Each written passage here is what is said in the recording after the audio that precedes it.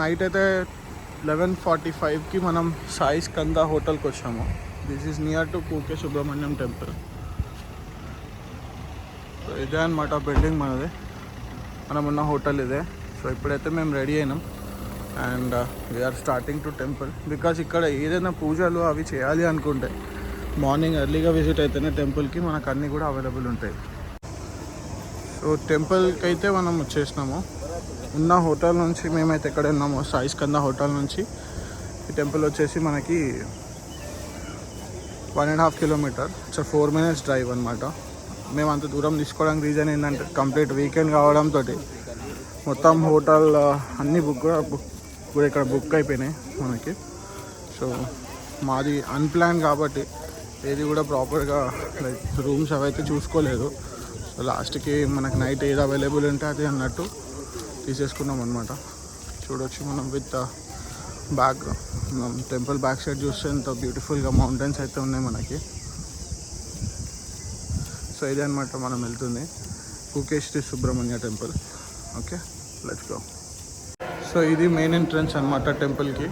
So మనమైతే ఇక్కడ అన్నిటికీ కూడా బాగుంటుంది అని చెప్తే ఆశ్లేష బలి పూజకి అయితే టికెట్ తీసుకున్నాము. సో ఇది లోపల టెంపుల్ లోపల. సో వీళ్ళకి ఆశ్లేష బలి పూజ ఎవరికైనా ఇంట్రెస్ట్ ఉంది, మీరు చేయించుకోవాలనుకుంటే దానికి టైమింగ్స్ ఉన్నాయి. టైమింగ్స్ ప్రకారంగా కొంచెం వస్తే టెంపుల్లో ఎప్పుడైనా ముందు కూర్చొని పూజ చేయించుకోవచ్చు. ఇది వచ్చేసి మెయిన్ ఎంట్రన్స్ టెంపుల్కి.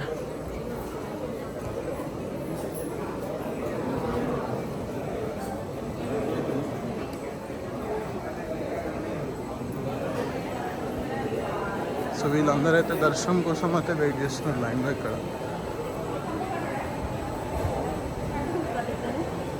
సో టెంపుల్ బ్యాక్ సైడ్ అయితే మంచి సీనిక్ వ్యూస్ ఉన్నాయి మనకి ఇక్కడ. అంతా కంప్లీట్ ఒక నేచర్లో వచ్చిన ఫీలింగ్ ఉంది నాకైతే. Very good vibe and very peaceful two.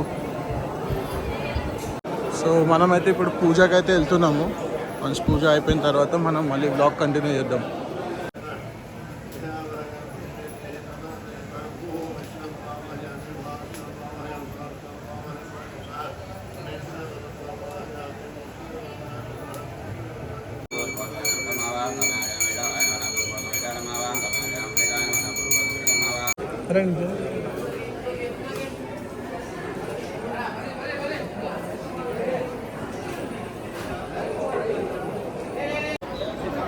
Finally Subrahmanya స్వామి దర్శనం అయితే అయిపోయింది కూకే. మీరు చూడవచ్చు బ్యాక్ సైడ్ నా టెంపుల్ ఉంది.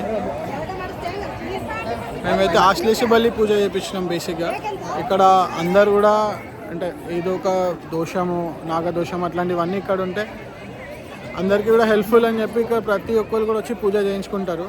సో మనం కూడా అట్లా వచ్చాము. సో నాకు అంత ఐడియా లేదు కాబట్టి నేనైతే ఆశ్లేష బలి పూజ చేయించిన. It is common for all, good health, wealth and లైఫ్లో ఏదైనా ప్రాబ్లమ్స్ అంటే అన్నిటికీ సొల్యూషన్ ఉంటుందని చెప్పారు.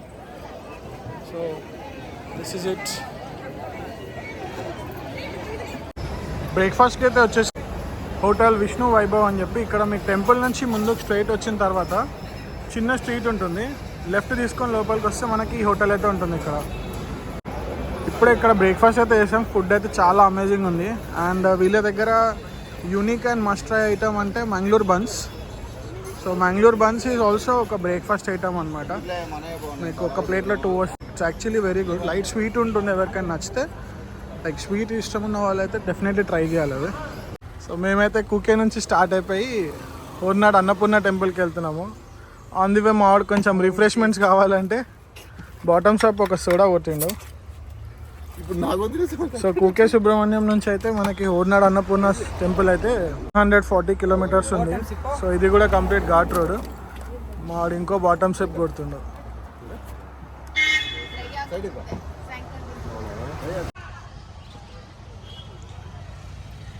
మనమైతే హోర్నాడు అన్నపూర్ణాదేవి టెంపుల్కి అయితే వచ్చేసినాము. సో చూడవచ్చు ఇవన్నీ వచ్చేసి మనకి ఇక్కడ సత్రం, stays, home stays and all, భక్తి నివాస్ లాడ్జ్. మీరు బ్యాక్ సైడ్ అయితే చూడవచ్చు టెంపుల్ అయితే ఇంకా ముందుకు వెళ్ళాలి మనము. సో ఈ బ్యాక్ సైడ్ వ్యూ చూసుకున్నట్టయితే ఇదంతా కంప్లీట్ ఫారెస్ట్ అనమాట.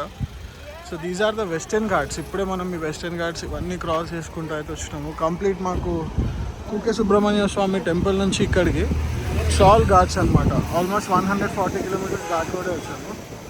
సో ఇది వచ్చేసి మనకి టెంపుల్ ఎంట్రన్స్ ఇక్కడ నుంచి. సో ఇంకా ముందుకు చూపిస్తాను నేను మళ్ళీ.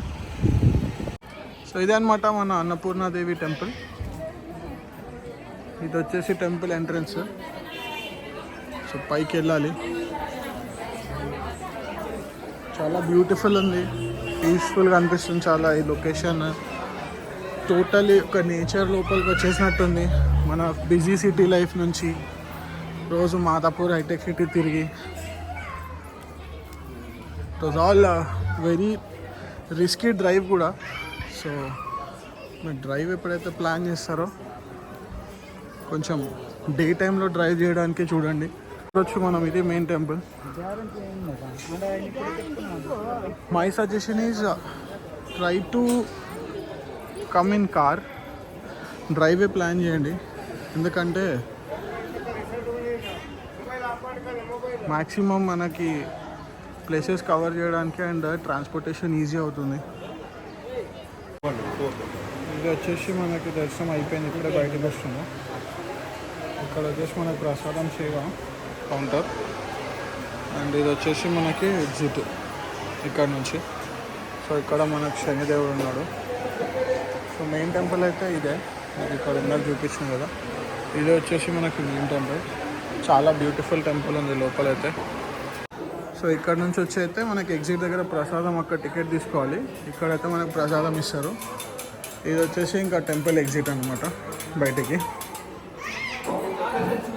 సో అది మనకి అన్నపూర్ణాదేవి దర్శనం అయితే అయింది కంప్లీట్గా అండ్ బయటికి అయితే వచ్చాము.